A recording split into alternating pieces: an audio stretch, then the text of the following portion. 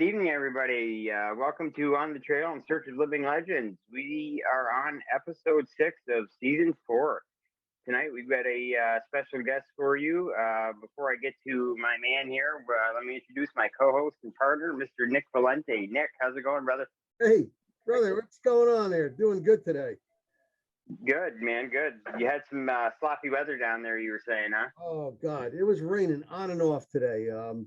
I was out there with the team. We were tracking down some tracks, a reported dogman sighting, and unfortunately, the tracks they had about an inch of rain in them. So I put a measure in here. I measured about an inch, but I don't know whether that was from the rain making the soil settle or what. It was muddy out there, but we put in a good 6 hours outside. So right. It was a great day. Oh, good day. It's a good day, yeah, absolutely. I had to take the sights off of my gun. They got all wet and nasty too. Damn.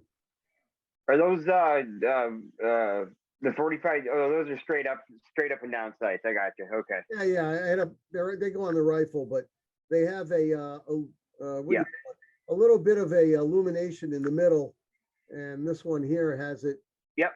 The back sight has it here. I don't know if you can actually. You probably can't see it, but yeah. I gotta oil them up just like you oil your gun up. You gotta oil this up too. Damn. Oh yeah, you got to baby him. What's your chamber for? 308. 308. 200 grain bullets. That's the way to go. You know, if it'll take down a brown bear, I figure it'll take down other things out there. Unless it's a 15-foot, 3,000-pound squatch, and then, it's not gonna work. Right. That's why I gave that one case over to you, because this thing was too big.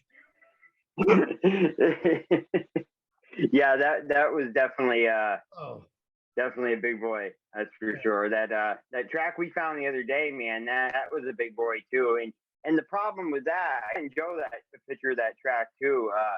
Problem with that is the ground was a little bit moist.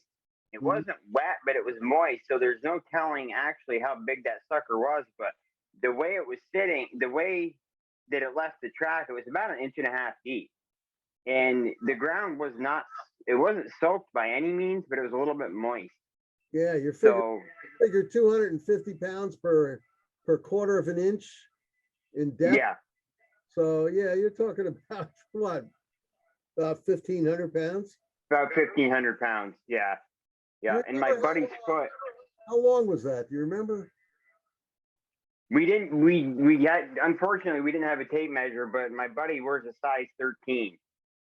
And his foot was barely longer than the heel. Oh. So I would say about 19 inches, 20 inches.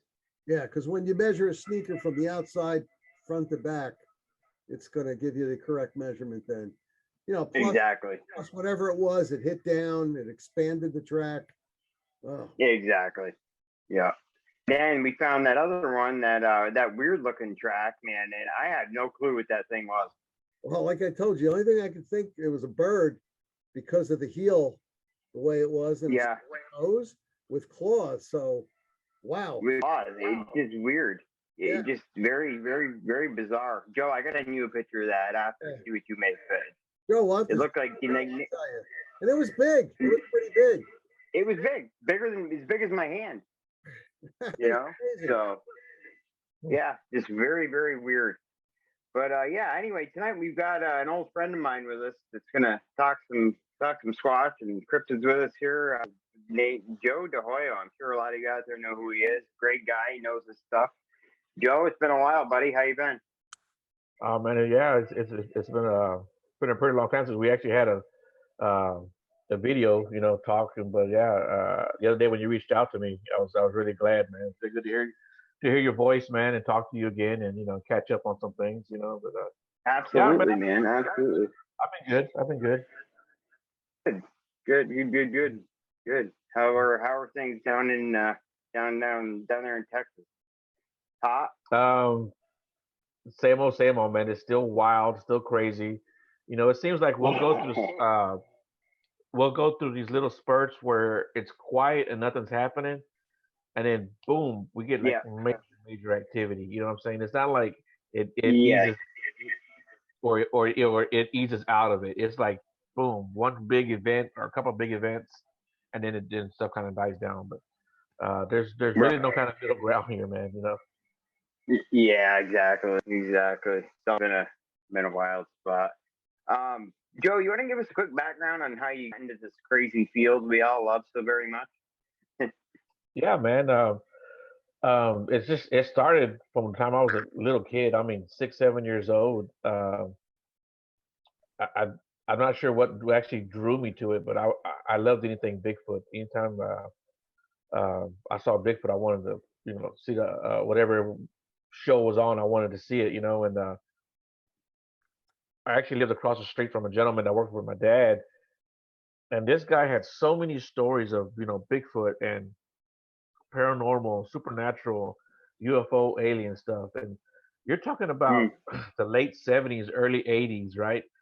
And he had just so many stories, and um, me and my brother would, we'd go across the street and we'd hang out, talk to him and his kids, late at night, and have to run back home across the street because we were so scared. He would tell some pretty good stories. Um, Right. and I even remember like in elementary checking out the only two books they had on Bigfoot, over and over again just so I could read it. Uh, Yeah. Eventually I got old enough to cut grass and earn my own money and do odd stuff here and there for some extra cash, and that's when I started going to the bookstores, and uh, my mom or my dad would take me, and I'd go. I think it was like the new age section, that you would find those books in, right? Um, Yeah. but yeah, I remember reading books that had like multiple stories as far as the different genres go. We had stuff on paranormal, Bigfoot, or the Yeti, even spontaneous human Yeah. combustion, was in those books, and Yeah. um, so and then like I said, then once In Search Of came out, and my dad would always call us inside, hey, In Search Of is on, and I'd stop whatever I was doing to go watch it, and um, Sure. yeah, and then dude, even like throughout high school, I was reading these books, and um, even after I got married, I was still reading, paranormal books for sure, because there were so many paranormal books out there, and but then I started having kids, and get married, have kids, and kind of derails that for a little bit. But then they get old enough to actually go out with you, and that's when I first Yeah. met or heard of Will Jevning, Right. uh, and I realized, holy shit, them things are here in Texas, and not only in Texas, but right outside of Houston in the San Luis Forest. So I Yeah. started going out there, and this is I guess 2012. Um, my youngest was 12 years old at that time, and so yeah, we would just go out there, and I guess in retrospect, I was using my kids as bait, and Right. just running around the woods with them, man, and trying to figure this thing out. Then um, I actually got on Facebook that year too, and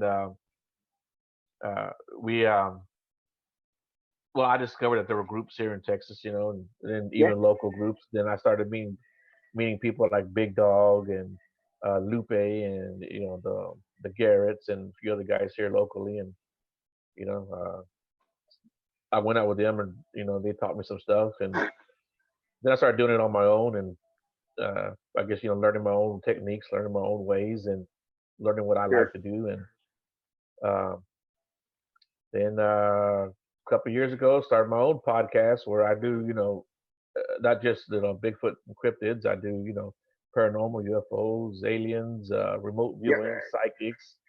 Man, I try to cover the whole gambit. Joe, Yeah. That's it. That we've been to. Oh, sorry. Go. Joe, an early question for you. You're out there in Texas. I have several friends that live out there in Texas in different parts of it. And one in particular fellow, he's having dogman problems where he is. And we tried to figure out why they're coming to the land like where he's located. It's just he and his wife. The hill country? No, it's he's got I guess you would call it a ranch. He's got about 20 acres out there. not on his property, but right over the fence, about 50 feet over the fence, there's a barn, and he's had dogman activity there. He's found prints in the barn. He's heard a lot of noises outside, growling. There's no coyote there, no mountain lion or anything. And he got an eyeball on one of them, and it was definitely well over 6.5 feet tall. And it was moving fast. He also got saliva, but he has no way to test it. But my question to you is, where you live, are you guys having a lot of, and this is the reason why we figured out that he's having the problem, by the way. Do you have a lot of construction going on near you, or maybe a little bit of ways from you? Because he has construction like within 4 miles of his, his ranch. He does have a stream, so there's water for you. I mean, that's what they're going to go for, is water. And I'm saying that the reason they're coming towards him is because they're putting up these townhouses and regular houses by the hundreds, and they're tearing down and they're being moved out towards him. And because he has water where he is, and there are different animals in that area for food for the cryptids, they're starting to come out that way. Do you have that situation where you live? Yeah, I think that's been going on probably, man, a good 20, 25 years. I talked to a lot of the locals, and so right outside of Houston is a place called the Woodlands, and it's really, really growing up. It's becoming its own city. Really, it's its own entity. They have their own fire department, law enforcement. Yeah, they're really, really growing, and they're really pushing out north, and then even north of that is Conroe, and Conroe's really expanding now too, and that's right outside of San Luis Forest. And so yeah, I think we're seeing a lot of that. And it's funny when I talk to a lot of the people, when the Woodlands, and even this other town called Spring, which is right before you get to the Woodlands, outside of Houston, when that started expanding, there were a lot of sightings and experiences and encounters with these creatures. Yeah. Getting a little bit of both reports, Dogman and it's mainly Bigfoot, Sasquatch reports, mainly that, but there are Dogman reports. And actually, I'd say close to 3 years. My sister worked for HOA, right? And so right outside of Houston, a neighborhood went up, and she said the people hadn't even lived there in the house like a month. The guy called and was like, "Hey, I need to call somebody about getting rid of animals, here in the neighborhood." And she's like, "Well, what kind of animal?" And she told the guy told her that he saw the biggest wolf he had ever seen in his life. Now, the guy also told her that he's hunted all over the country. He says that I've hunted elk, I've hunted moose. He says I didn't have a rifle big enough to take this animal down. Yeah. Whoa. Yeah, so that's pretty impressive. If it's just a wolf, it had to be huge, And she goes, "Man, whenever he told me that, she goes, I thought about you right away." But she was never able to tell me. Yeah, she was never able to tell me exactly where, because they're not allowed to give out that information. But she's like, "Man, right, yeah." That's a scary situation. Yeah. Says he didn't hunted all over the country. Says he didn't think he had a rifle big enough to put the thing down. That's an intimidating situation. Right, yeah. Yeah, do you know what part of Texas your friend is in, Nick? I don't want to put it out over the air because he's put a couple of stories out, and I'll put it off the air later on. Okay.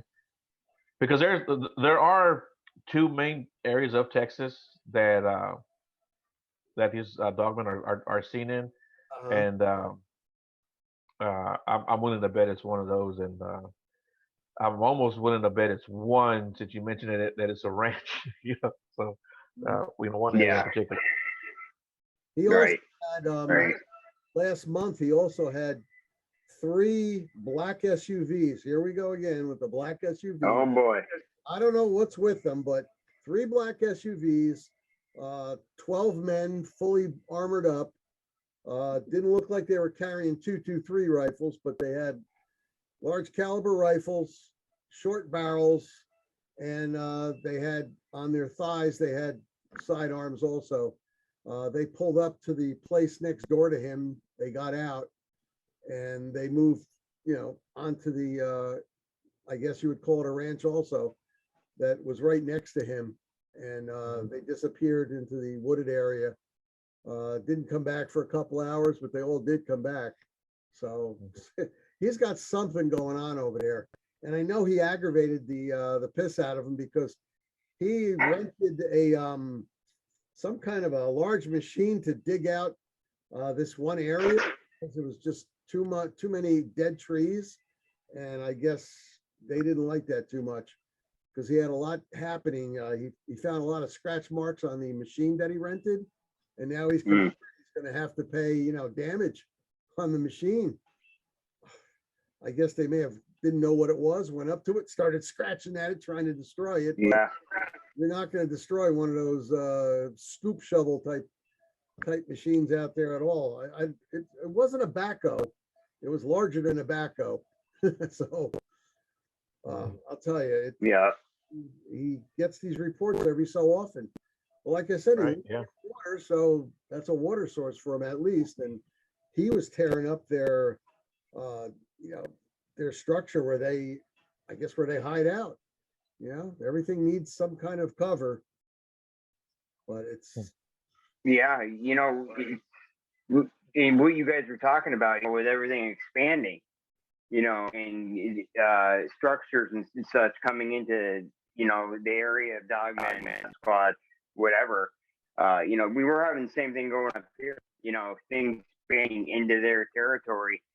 Thus, you're going to get more sightings. You're going to get, more people talking about it. And it's just, I think it's going on all over the place. Definitely going on all over the place. That's for sure. Joe, are you still getting out on a regular basis? Yeah, I haven't gone out in, maybe 3 months just because I've been really busy and with work and stuff and just other priorities I've had to deal with, here in life. But I'll go out again for sure in November, and I'll probably get back on that horse, throughout the whole, cooler months. In the summertime, when I get out there, I'm typically not camping. I'm just out there doing some recon and, looking for areas. It's just, the heat will literally just beat you down out here, man. It's brutal. I've actually gotten headaches and a little bit of nausea just from being out there, Sure. Dehydration, yeah. And dude, you even with water, you sweat it out so fast, and you got to really, really be careful on that. So I don't. And then, man, dealing with ticks and freaking snakes in the summertime here, man, dude, I hate that so much. When we go out, we cover stuff to stop that from happening because it's. Dude, we were in the truck when we went out. It had to be June or July, and we were going down the road, and my buddy had his hand on our steering wheel like that, and he looked, and right on his sleeve there was a tick crawling on his damn sleeve. I hate that. Yeah, they're nasty critters, man. Yeah, they're terrible, man. Yeah, so we get them bad here, believe it or not, too. Yeah. Joe, near you, do you have any, or maybe within 10, 20-mile area radius, do you have any old churches with graveyards in them? Oh, yeah. And we've, so some of these activities, we'll actually find graveyards there, and we'll be driving and you'll actually see a small graveyard. It has maybe got 20, 30 headstones, Yeah. We're like, holy shit, we didn't even see that, and we'll stop and look and check it out. And I had a friend named Aaron. He had a real bad encounter, I guess, in 2015, 2016. And right where he had his encounter, maybe 2 miles away, there was an older cemetery, but it was also, a few miles away from another cemetery, maybe about 4 miles away. Oh. Yeah. And there's a location where we actually go, and I've been going there for about 10 years, and just recently, within the last year, I found out there is a graveyard there, right in that area. Yeah. I So don't they're know old. if it They're older. necessarily means anything or not. This could be all coincidence, but it's certainly strange, to It is. yeah, yeah, The correlation. It is bizarre. yeah, That's for sure. yeah. Now, are you still taking a lot of reports?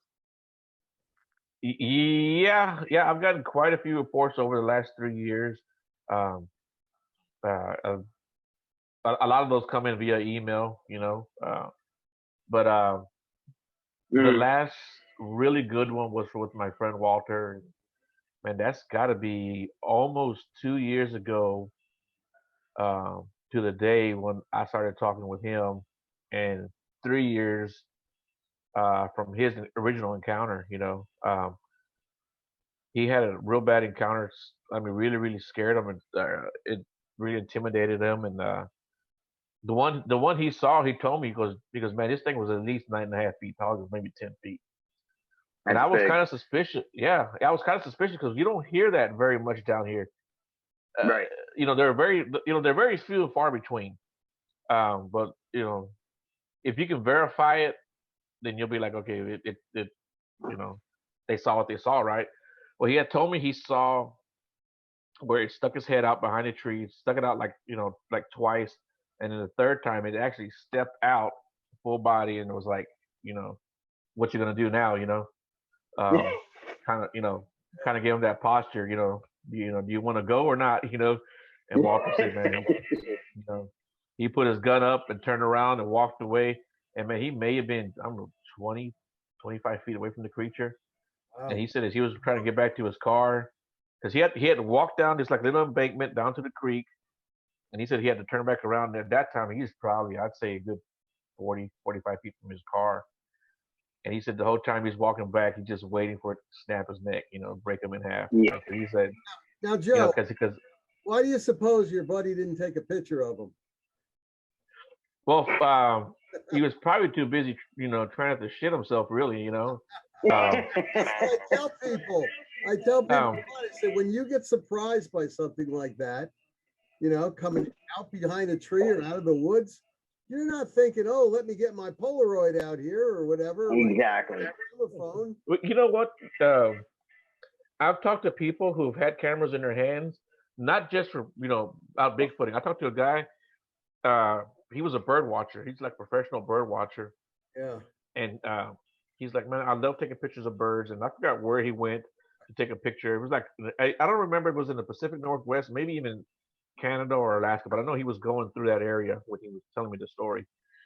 He was looking for a particular bird, and he saw it, and he was so shocked that he saw it, he didn't take a picture of it, and he said the damn thing flew away before he took a picture of it. Got a chance to take a picture of it.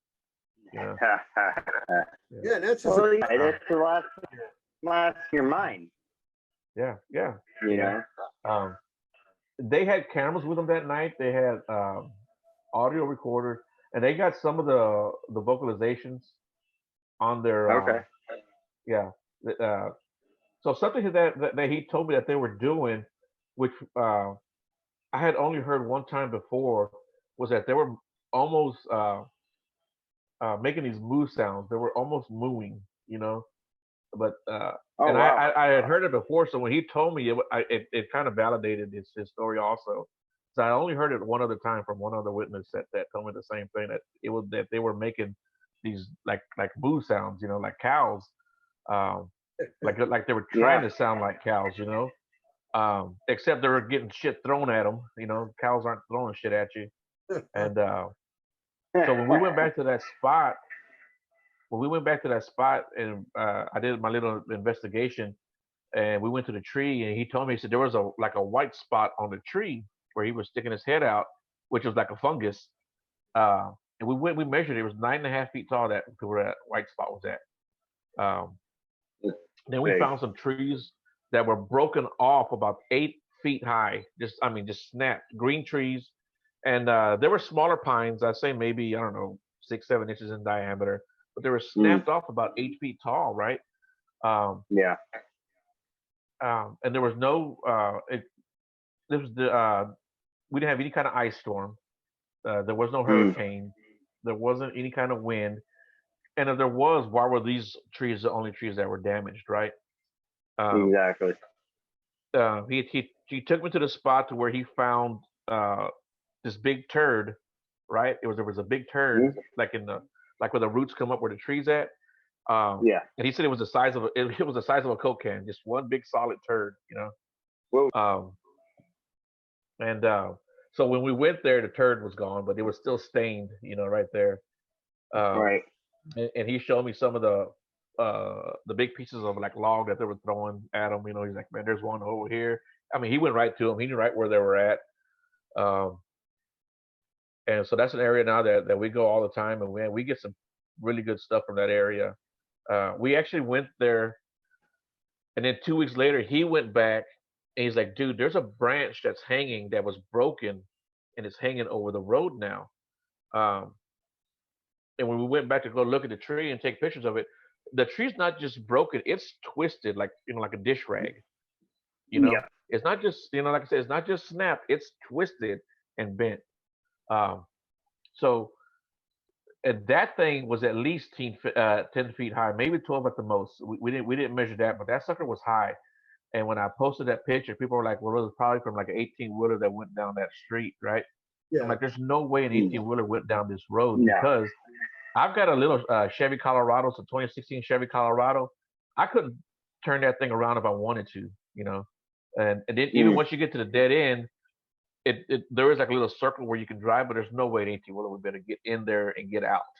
And then that to be the only tree because there's tons of trees, the canopy that's growing over the road. That was the only tree that was like that. And then of course, like I said, man, we didn't have any hurricanes, any ice storms. It was in the summertime, so there's no way it was ice. But yeah, that was a very weird find that we had. Well, like I said, when Walter actually found it, then we went and measured it or checked it out, took pictures of it. Um, then we leave our trail cams out there and our recorders out there. We haven't caught anything on our trail cams. I don't suspect we will, but I'm not going to stop trying just because people say you won't do it. I'm going to keep on doing yeah. it. Sure. So he went out there to get his recording equipment one day. I had to come back home early, and he went out there, and I said, "Dude, when you get there, because I'm gonna tell you what, when we would go, the first time me and him met, and we drove out there, I mean, he was white knuckling it because he was driving. He was white knuckling it. He was like legit scared. This guy's a former Marine. He was in recon. Uh, he was white knuckling it, man. And we get down there, and the whole time he's just like rubbing his legs, like his palms are sweaty. He's just rubbing his legs, and man, he's like turning around real quick. Every little snap, every little twig that would break. I mean, he would turn around. Hey, did you hear that? Whoa, whoa, did you hear that? I mean, he was like really on pins and needles, man. Um, so uh, by this time, we had already been going out for like a year, and we were going out at least twice a month. Seemed like it, maybe more, maybe almost every weekend. Some months. Um, he called me up. He's like, "Hey, uh, I went in the morning to pick up those recorders that we left. Like I said, I couldn't, for whatever reason, I couldn't stay the night. I had to come home." And he's like, "Yeah, man, I went and picked them up the next morning." He says, and I saw like buzzards flying off the side of the road. He said, so I stopped, and he pulled over. And he walked, and I mean, maybe 20 feet off the road, if that. There was a hog with his head ripped off. No. It wasn't cut off. There were no, yeah, it wasn't cut. It wasn't shot. It wasn't stabbed. It was just head off. Like it's just like something snapped his head off. And we got pictures of that too. Yeah, Wow. that was one of the craziest things. Um, so by the time we went out there, it was like the next week when we went out there, and the hog was gone. But you know, a week a week's time in the forest for a hog, even if something didn't drag it away, it's not nature will take care of that pretty quick. Sure. But Sure. it was a I don't big think hog. people. Yeah. Can you imagine what it would take to actually rip the head off that hog? Yeah, yeah. Oh, I bet It that would hog be was every bit of 250 bad. pounds. Especially Yeah, I bet that hog Oh was every bit wow. of 250. attached Yeah, right to the body. No, that thing just ripped it right. Mm. yeah, yeah. That's a So lot of torque. that area, um, we were out there one night, and because what we'll do, we'll go down to the dead end, and we'll just sit there and park and just talk and bullshit and just listen. And excuse me, we were sitting out there and we were getting ready to get our recorder together and start turning everything on, and we could hear this rah rah rah rah rah. It's just that rah rah rah, just that mumbling, talking noise, you know. And he was like, "Hey man, do you hear that?" I said, "Yeah, I hear it. I'm right here, right next to you, buddy. I hear it." Yeah. Yeah. But he's gotten really, really good as far as getting his nerves under control. But he's still, Yeah. even now, like I said, it's been about 3 years since his encounter.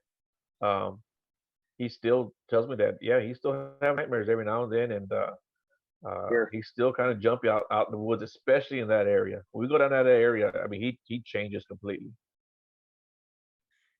That area still gets to him psychologically. Right, right, right. Now, Joe, when Yeah. you went out there, or went to any reports of like sounds and noises that they've heard and they suspect it's a Bigfoot, have you ever discovered that it was a bunch of owls? Because owls, from what my research has shown, interviewing a lot of people, they say owls can make sounds just like the Sasquatch, or maybe Sasquatch makes sounds like the owls because they like to imitate things in nature, and they like to imitate Right. humans. Understand? Yeah. I totally have experienced that, so I know it does happen, and I know I've talked to other guys who told me they've actually experienced it too. And uh, my good friend Lupin told me that he had, I don't remember if it was one owl or two owls that actually landed next to him, but I think they've already been fighting. He says, "Man, if I hadn't seen them, because I would have thought it was two chimpanzees." Yeah, Wow. you know, yeah, going at it. But yeah, I've actually heard that scream, and I swear it sounds like a damn chimpanzee. Mhm. And and I was sending it to like all of my hunters friends, you know, "Hey man, have you ever heard this? Have you ever heard this?" They were like, "Man, I've never heard that. I've never heard that." So my best friend, he's an outdoorsman, country boy from the word go, man. And he's a very big non-believer in Bigfoot. So he kind of keeps me honest when I have any kind of evidence. I like to shoot it over to him and let him have a look at it. So I was over there and I said, "Here, listen to this." And he listened to it. He looks down and he calls his wife, "Hey, hey, hey, come here." And she comes over there. He goes, "What's this?" And I played it. She goes, "Oh, that's an owl." And I looked at him and he goes, "Yeah." He goes, "It's an owl." He goes, "We both know because when we both heard it, we didn't know what was happening, but what was going on at that time." And he lives outside of Houston and out in the country where they're starting to really build up. Right. He told me they cleared a lot of land, and those owls came over to his property. He goes, "Man," he goes, "we would see them in the backyard and even on the lawn furniture." He says, "Man, when we heard them screaming like that, because we didn't know what was going on until we actually saw them." He goes, "Yeah, they're owls." Oh So yeah. yeah, man, I think people got to be careful. Really, really, don't just send it to one or two people. Send it to a lot of Yeah. people. You know. Yeah. I've listened to possibly over 40 hours worth of owl calls. And besides their little hoo hoo hoo type calls, they make long calls, without the separation in the volume or anything. And it's amazing because I mean I'll get reports from people, "We've got Sasquatch back here." All right, we go out there, we listen, we record, we find out it's owls. I mean, Owl. just from listening to all that time on audio, the different owls, and believe it or not, you can buy that. You can buy anything off of Amazon these days, but the sounds of owls, it's amazing. But some of the sounds that I've heard out there, not owls at all. Right. Right.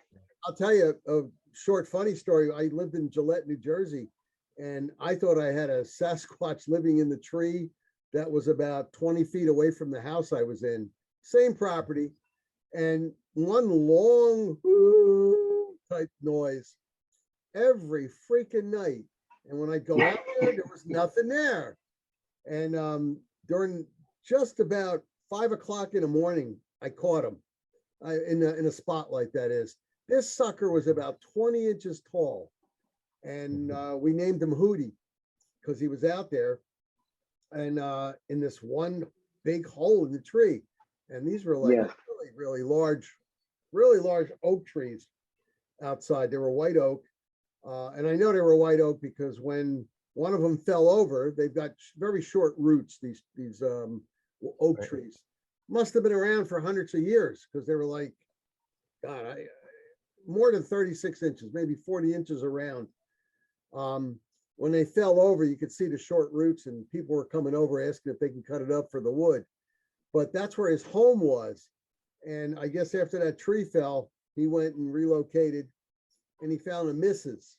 And they must have had babies, because you would hear the noise over here, and then maybe he would go to another tree, and then you would hear the little owls and everything.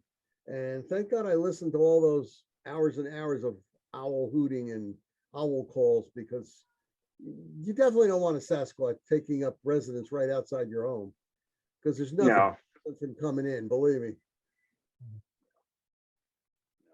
Yeah, we've got some pretty good, some pretty strange owl calls. My friend Kimbo got one where you hear the owl go whoo whoo whoo, right, and then you hear whoo whoo whoo. Yeah. Yeah, they try to mimic it, but they always mess it up just a little bit, you know, when they do their mimic. And I think I found through my research, that goes for anything. When you guys know how they'll mimic coyotes, they'll mimic owls, they'll mimic, you know, whatever, and they get very close to it being perfect. But there's always one part about that mimic that they screw up. You know what I'm saying? Yeah. Right. What about female voices? You ever hear that, Jeremiah? Female voices? Sasquatch imitating a female's voice? I've had times where I've actually heard my name being called, where it sounds like a female voice saying Jeremiah or Jay, and that's a very, and who knows, it could have been, we could be talking about a different entity. You know what I mean? That's a very disturbing, experience. They're getting personal. Extremely disturbing. Yeah. And especially if they identify you. Exactly. Very, very friggin' disturbing experience. You know, very disturbing. Yeah, I was gonna say that mumbling that me and Walter heard that night, we both thought it sounded very female. Yeah. And I've heard a lot of people say that when they hear, like Nick, you were saying, you know, you hear something calling your name or someone else in your party. You know, believe it or not, I've had a lot of reports where people said it sounded very female. Yeah. You know, very female type voice. Joe, what's the most active area down there where you are? The Sam Houston? Texas itself is actually very, very active. Like I said, the Sam Houston. Yeah, I mean the Sam Houston is active, and about an hour north of that is Davy Crockett. That's active. Yeah, I forgot about Davy Crockett. Yeah. You know, even you know, more east of Texas or of Houston is where the Big Thicket's at. The Big Thicket is very active. That's where, you know, my friend Aaron had his encounter that scared him really bad too. And like I was telling Nick, in the hill country, and then there's another part that's up north, Dallas area, I guess you want to call it, Dallas-Fort Worth area. That's a lot of, you know, dogman territory. Okay. Yeah, so there's a lot, and then you get closer to Louisiana and Arkansas area. You know, it's a pretty active area there too. So, Joe, how many different? Oh, go ahead, Nick. I'm sorry, I didn't cut you off. Joe, any of your people, or have you ever experienced, I know Jeremiah has had this experience, ever experienced any infrasound or mind speak from the Bigfoot out there while you were out there? You know, I personally have never talked to anyone who's had the mind speak, but I know that I personally got turned around in the forest in an area that I had been to, you know, more times than I can count, you know, and I didn't know which way was which, you know, how to get out of there. And I wasn't deep in the forest at that, right? You know, confusion. I got so lucky that I thought about turning on my Google Maps and seeing where I was at. Wow. And I got lucky that the maps came up and I saw the ponds where I was at. And like I said, I wasn't very far from them. That's scary. You know, yeah. And right before that happened, I heard something take off through the forest, just like charging through the forest, you know. So you were I don't know what then, right? It wasn't It wasn't like you were hit with anything in particular. You were just disoriented. Right. Yeah. It was more not knowing what direction I was going. But one night it was me, Kimbo, Walter, and a gentleman named Carl. We were out at a popular area of the Sam Houston, and we were parked on the side of this dirt road, just listening. And we just said, you know what, we're just gonna be quiet and have our recorders going, and no, we're not talking, and so we're just standing out there and on the side of the road, just listening. And then all of a sudden, Carl, we were out there maybe 15, 20 minutes, and Carl's like, dude, we got to get back to camp. I don't feel good. So, all right, well, let's go back to camp. So we started driving, and then he starts like hauling ass, right?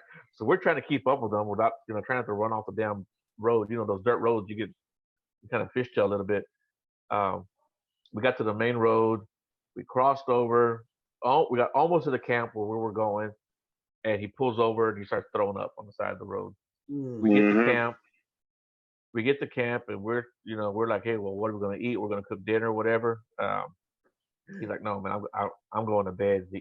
He goes in. He does not wake up all night until the next morning. The next morning, he was fine. Yeah. Wow. Bigfoot generally uses their infrasound and mind speak, but infrasound. I know Jeremiah got hit with infrasound. Hard. Bigfoot's up Yep. there. He got hit hard. I guess you're either too close to their young to a kill, or maybe they just don't want you to see them, and they don't want you to see where their hideout is or whatever. And that was it. I mean, he got hit. Yeah, or maybe you just get in the way of it sometimes. If they're using it, you just get in the way. Maybe they're communicating amongst themselves, and there's one behind you, one in front of you, or what have you, and you're in the middle of it. Yeah. I actually saw it when, as I turned around, I saw a brown flash run by me. I personally think that night, Nick, I interrupted one of their hunts. I interrupted a hunt because we had gotten action the whole night, and it was all around us. And, so I think that's a possibility as well. It was an interruption of a hunt. I don't think they take that too well. Knocked down to your knees and everything, right? That was pretty bad. Oh, yeah. Put me right on my knees. My equilibrium was thrown off. That's not as well as I do, that's not a pleasant feeling. No. To have your equilibrium off like that, Joe, have you, as far as you've had experiences yourself, you had a sighting a while back, didn't you? If you want to talk about it. I've never had a full-on sighting, but there's been 4 different instances where the person I was with, she saw a gray one duck behind a tree, right? And then yeah, and she called me over. She's like, "Hey, come here." She goes, "I just saw something move from behind that tree." So I'm looking. I saw like a flash of that orange red fur go from like one bush to another bush. It was heavy. It was a real heavy foliage in that area. So me and my brother-in-law went to go look, and we came back. And I'm like, no, I didn't see it. She goes, well, whatever it was, she goes, I couldn't even see you or Patrick because the brush was so high. She goes, whatever it was, she goes, you and Patrick are here, and this thing was like way up here. So then when we get home and I started talking to her about it, she says that she was walking on the path and she heard like something snap, like a branch snap. So she looked. She said she started scanning the wood line, and when she got to that tree, she just saw it move like that behind the tree. She goes, it was big and gray. Long matted hair. And this was like when we first started going out. Well, when I first started going out, and I started talking to people, and the more people I've talked to, even in the last 3 years, the last woman I talked to about that area, she told me she saw a gray one out there. So there's been like 4 or 5 people who confirmed to me they've seen a gray one out there. But yeah, like I said, the one I saw was, or whatever I saw, had that reddish orangish fur. The second time was what was the second time? I don't even remember the second time, but the third time, the second time was when I was out at those ponds. Something hit the side of my friend Armando's truck. I was out there with Shane and Armando. Yeah, it was just us 3 actually. And Armando passed away last year, man. Good dude, man. One of the best guys I ever met. Yeah, love that. He's a good guy. Yeah, man. And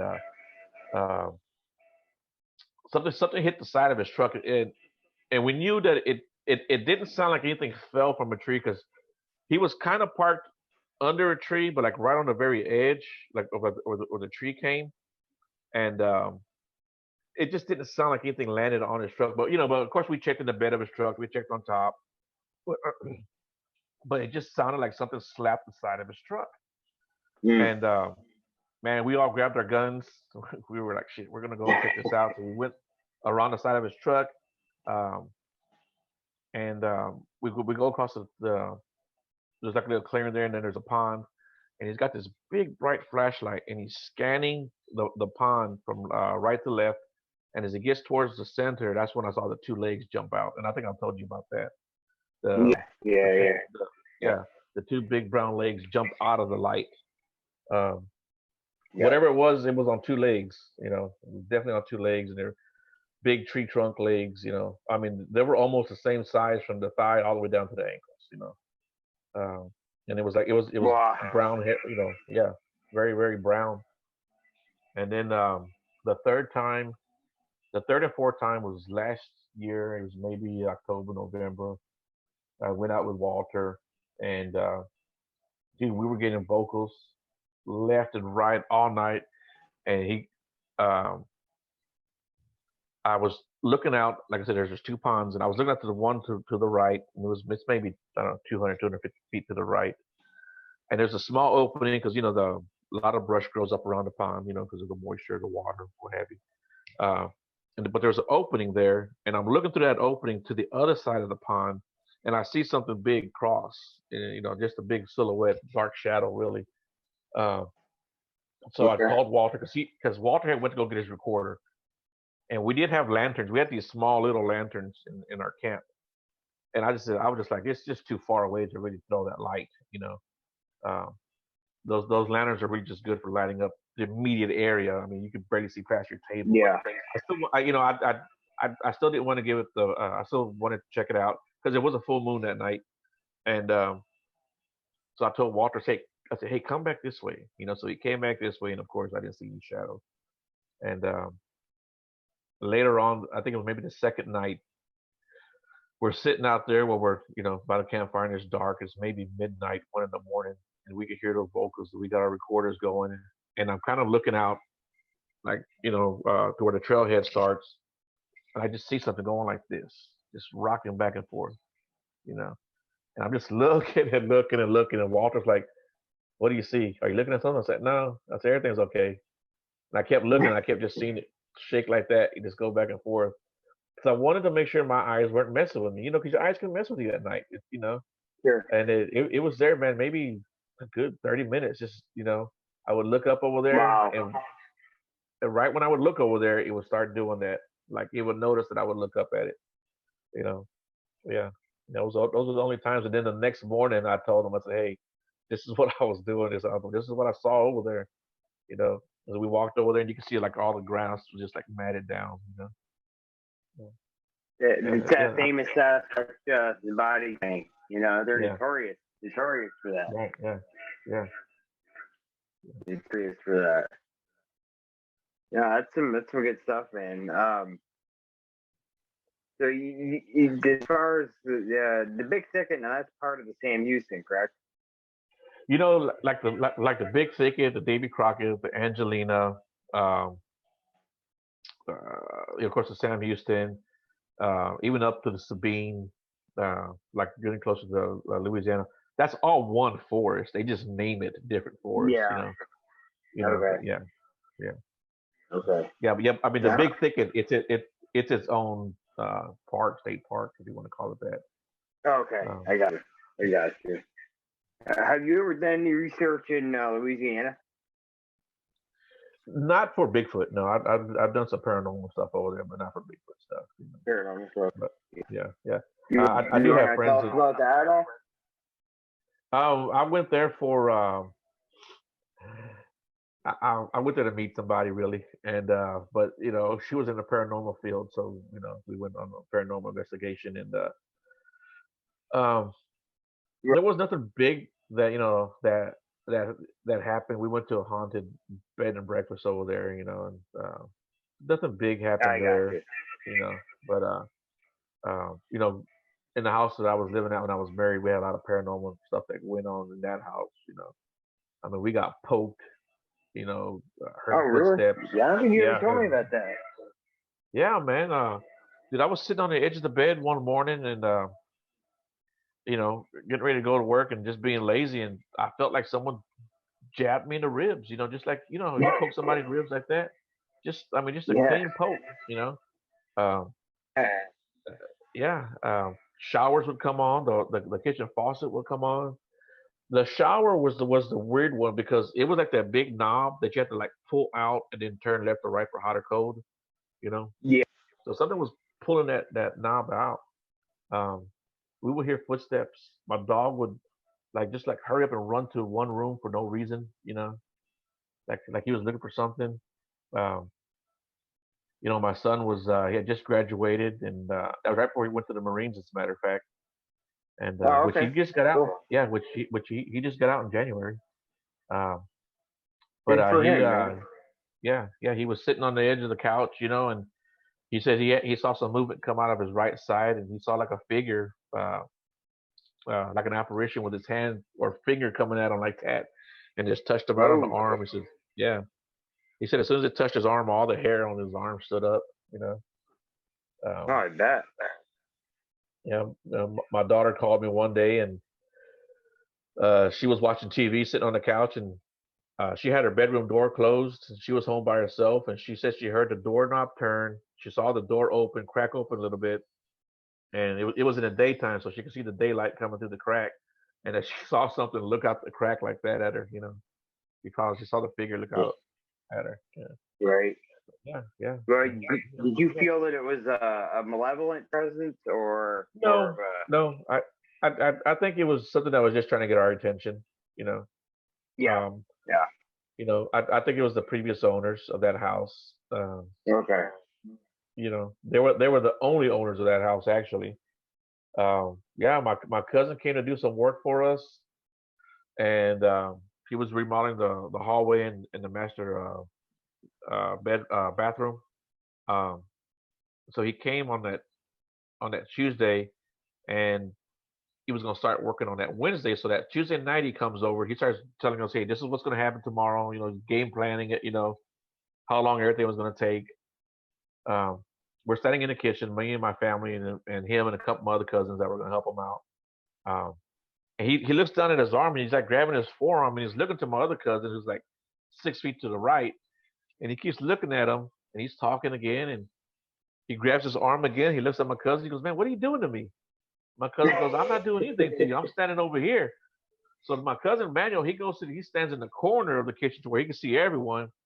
And he looks down at his arm again, and he walks across the kitchen to me, and he grabs my arm. And he says, "Dude, this is what it feels like." By this time, me and my family, we said, "Okay, something's going on with Manuel. Something's messing with him." We already knew. But he grabs my arm, and he squeezes it really tight. He's like, "Dude, this is what it feels like." And he squeezed the shit out of my arm. And so we told him all our stories, about the house. The next morning, he comes in and start working. I'm getting ready to go to work, and he stops me and says, "Hey, come here, I want to show you something." And he holds up his forearm, and he's got 4 fingerprint bruises on his forearm. 4 Oh. finger bruises. Yeah, yeah. I guess whatever it was, they didn't want to mess with the house, Yeah.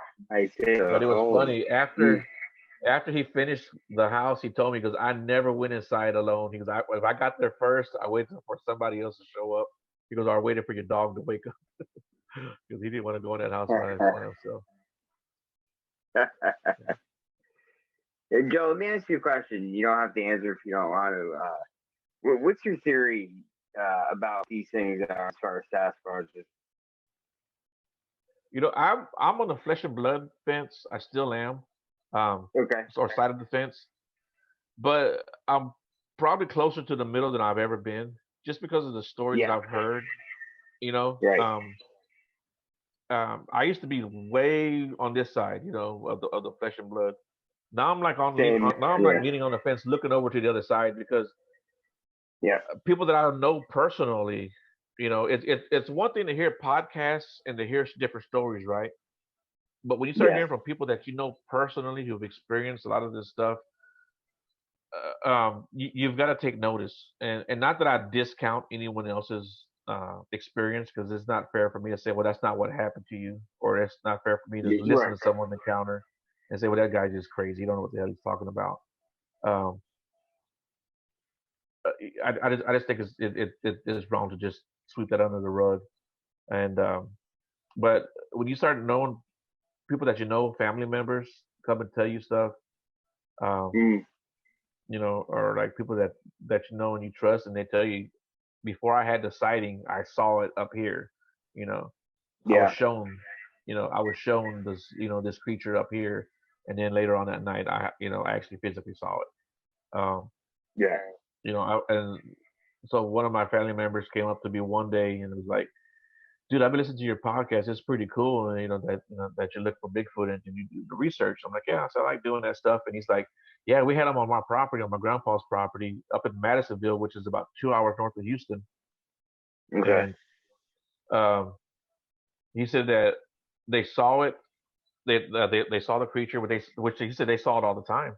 And this one day they decided to go chase it. And it ran through the woods. The woods wasn't very thick because there was like this big clearing on the other side. You see, when they got to the clearing, that the creature just like disappeared in front of them, just like, just disappeared. And this is my family member, there's someone that I know and trust, and he had other witnesses. He said there was about 20 kids. He said they were all like 13, 14 years old, bunch of cousins running around on their grandpa's farm. And but he also told me that one of my older cousins, he was probably 18 or 19, and like I said, they were all like 13 or 14. They had a river that ran through the property, and they were going down to the river to go swim in it. And my older cousin, he was already there, so he went underwater. And when they came closer to the edge, he jumped out and tried to scare him. He goes, dude, we took off running, but it wasn't because of him. It's because on the other side of the river, we saw that thing standing there, And my cousin was sitting in the water thinking he scared him. And, he didn't realize that he had this creature behind him, Oh my God. Yeah. Wow. But I also think that there are paranormal stuff that goes on in the woods. I think there are, supernatural stuff. And that's something I thought I would never say either. But I'm a firm believer in supernatural stuff that goes on now. Absolutely. Dude, I wasn't very big on psychics and stuff like that until you turned me on to Stacy and she helped me out. Yep. You remember that whole incident, right? I still tell people about that stuff to this day. Yeah, yep. I still tell people. Yeah. Yeah. You feel like talking about that at all? Filling Nick in on that at all? Or? Yeah. So, dude, it was 3 years ago, man. Almost 3 years ago. It was October 26th, 2019. October 26th, 2019. Yep. I'll never forget that day. I'll tell you that. Yeah. Anyway, I got in trouble, and I guess Stacy was feeling weird, or because at that time we were really close. All of us were really close. Yeah. Yep. So Jeremiah calls me and he tells me, "Hey, Stacy's thinking about you." So she calls me up. She tells me a lot of stuff that had happened, and I confirmed it. And the funny thing is, she told me a name. She goes, "Does this name mean anything to you?" And I'm like, "Yeah, I know exactly who that person is." She goes, "Yeah, this person put a hex on you," and that kind of started my spiritual journey because I was already kind of away from religion and Christianity, but that got me back on track. It's at least spirituality at the very least. Which I'm very big into now. I mean, I study. Dude, I got tarot cards, shit like that. You wouldn't even believe it, Jeremiah. I told you, But yeah, I mean, I work with crystals now, and I've been reading up on Reiki and shamanism. But yeah, man, she came and she nailed so much of that stuff, and she told me, she goes, "I'm gonna help you out." She goes, "In a couple of days, you ought to feel better." And yeah, she was right, man. I think I talked to her on a Monday. That Wednesday, I told her, I said, "Man, it just felt like the last 2 years I've had like this cloud over me, like I was walking in the fog." Mm-hmm. And and then when she mentioned, she goes, "Do you know this person?" I'm like, "Yep, I know exactly who you're talking about." She's like, "Would she do anything to you?" I said, "Yep, she sure would." And she does practice that, that stuff. She, the black magic or whatever you want to call it, the black Yeah. arts. And you know, I know she didn't like me, and for many reasons. And so when she said that name, I was like, yeah, that was, you know, that was the person. So, but yeah, that was kind of a crazy experience and a crazy event. Like I said, that was damn near 3 years ago. It was 3 years ago, you know, October 26th. Yeah, sure. I remember that it was yesterday, man. Yeah. I remember Stacy saying to me, I need to talk to Joe. You know, and and at that time, y'all were in South Carolina, right? Or North Carolina? Where were y'all guys at? North Carolina. Yeah, North Carolina. I'm here in Texas. Yeah. You know? Yeah. Yeah, that was weird. Yeah. Joe, You know, people. A lot of people when they're looking at tracks for Sasquatch, and suddenly they, you know, the tracks end, or maybe they're out in the woods and they actually get a sighting of a Bigfoot, and you know they're dead on, and the Bigfoot's in motion, and all of a sudden he's gone. Right. Do you subscribe to the theories of portals, possibly portals that they're using?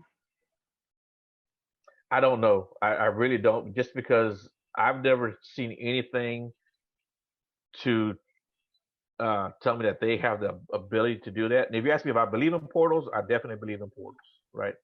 I've heard enough stories about portals, you know, doing this, you know, crazy stuff and listening to these crazy stories. And I don't mean that disparagingly to anyone that ever writes into me or talks to me about this stuff. But yeah, I don't know if they have necessarily the ability to create a portal and just disappear. I do know that I'll talk to a lot of hunters, and they'll tell me, yeah, freaking deer disappeared in front of me too, you know. And I don't think deer have the ability to create a portal, you know. I think they're a lot of it is probably that they're just a master of their domain, you know, and them being a primate, they're just so much more smarter than, you know, than anything else out there. You know, tracks ending, you know, I've heard a lot of people tell me that they've seen them, you know, backtrack. So I don't know, you know, about that. You know, there's just so much in this creature that's just unknown. And like I said, it could be something else other than flesh and blood, you know, Sasquatch that we're getting confused, because I do think there's a lot of paranormal stuff that goes on in the woods. Because I've known people who've gotten EVPs on their mics, you know, on their recorders. You know, and that goes for hearing footsteps. I think, you know, we've all heard footsteps in the woods, and you know, does that mean it's a Bigfoot? It absolutely could be paranormal. You know, stuff getting thrown at us, especially smaller stuff. You know, could that be paranormal? You know, even voices, when you can't hear them, they're just too far to make out what's being said. And I think maybe that's why a lot of people say these things speak Native American. There's probably a lot of Native American stuff that goes on in the paranormal that we just don't know about. You know, the Native Americans ran this land for centuries before we got here. You know, I say we, you know, white man and even Mexican people, really. You know, but yeah, you know, yeah, I think there's a lot of paranormal stuff that goes on. But like I said, I don't discount supernatural stuff or elementals, if you want to call it that. You know, just because I've talked to people, and one of the weirdest stories I heard was a mermaid story, you know, from a young lady. She started off telling me about a Bigfoot story she had, and then she turned around, she goes, "I got something else to tell you." She told me about a mermaid story that she had encountered. Really? Yeah. She was up in the Big Bear Mountains, and she was hiking alone, and she said she looked down the mountain a little ways, maybe 200 feet to her left, and she goes, "I saw this man, and he looked like he was in a ghillie suit." She was like, "It just looked so out of place. A guy in a ghillie suit. It was, you know, it was warm that day." And she goes, "I just remember how far he was, and still thinking how big he looked, you know." And I asked her, "So how far was he?" And she pointed to the sign out in the road, and I said, "That's about 200 feet." And from 200 feet, if you're saying this guy's a big guy, he's got to be a big dude, you know. And so she said that this was during the time like Finding Bigfoot was coming out. And she picked up a stick and she hit the side of the tree. She goes, "When I did that, it spun up and it looked right at me, and it crouched down like a linebacker, and then it just bolted off to the left into the woods and took off." She goes, "And it took off so fast." She goes, "I've never seen anything run that fast." Wow. And which I thought was a pretty interesting story in itself. And she goes, "But I got something else to tell you." She goes, "And it's a little bit crazier." I'm like, "All right, tell me about it." And so her grandparents lived there in California. I don't know if they lived off the coast or if they were in near a lake, but I know she said that they were off a pier, and she said she would jump off the pier when she was a little kid, and anytime she would go in the water, she'd notice this big crevice at the bottom, but she was always too small to swim all the way down there and get into it because she always wanted to check it out. Well, as she got older, she started being able to dive deeper and hold her breath a little bit longer. And she said one day she was old enough to where she said, "I'm going all the way down to the bottom." She says, "I got all the way down to the bottom, and I was almost to the crevice, and I realized I don't have enough air to make it back up to the top." She says, "So I started going back up to the top." She goes, "Man, I'm swimming as hard as I can, and I'm just about to run out of air, and these two hands come in front of my face, and it opens up." She goes, and this big air bubble just comes and engulfs her head, and she breathes in the air bubble, and she's able to make it to the top of the water. Yeah. Wow. Yeah. Now she calls it a mermaid story. Could it be anything else? I don't know, but yeah, I would say that was probably a mermaid that helped her out. It's pretty. And it made it come pretty to that crevice. Yeah. Yeah. Like you said, that first story she told you, that's a pretty interesting story in itself. Right. Yeah. But that's what I tell people too. You got to put yourself out there and talk to people, and right. Some of the best stories that I've heard firsthand are just from opening my mouth, or word of mouth. People come to me like, "Hey, yeah, so and so told me to come contact you," and people that I don't even know or never knew, but they knew me through a cousin or a friend or whatever, Yeah. That's pretty cool, Joe.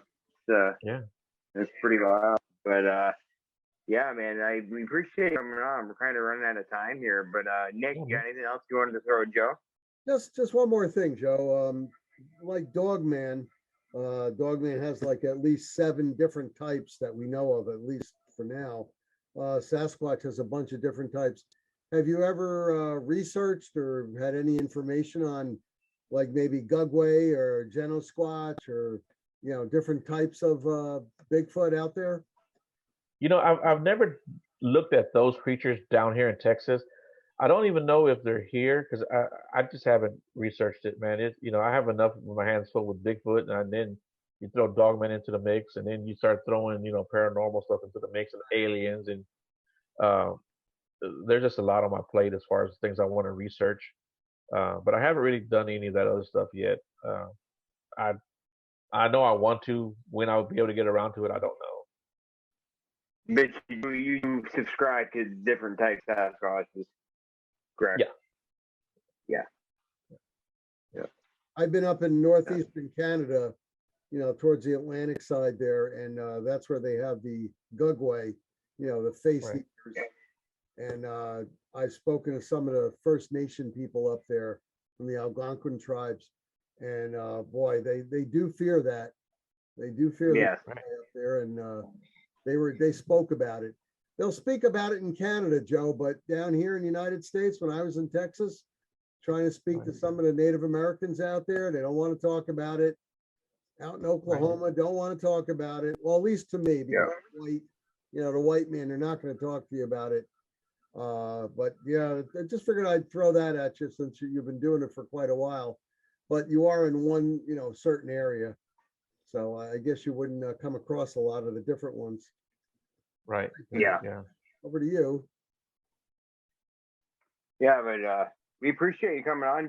Stick on for a minute after I, stop the recording. But we 3 of us can talk for a second. But we appreciate you coming, man. We'd love to have you back on at some point.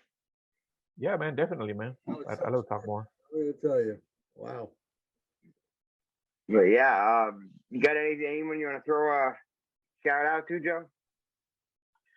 Just anyone has any questions or anybody want to contact me, I'm here in Texas, and you can contact me at beyond.woodline@gmail.com. And the name of my podcast is actually Beyond the Woodline. If you guys want to check it out, it's on YouTube, Spotify, Anchor.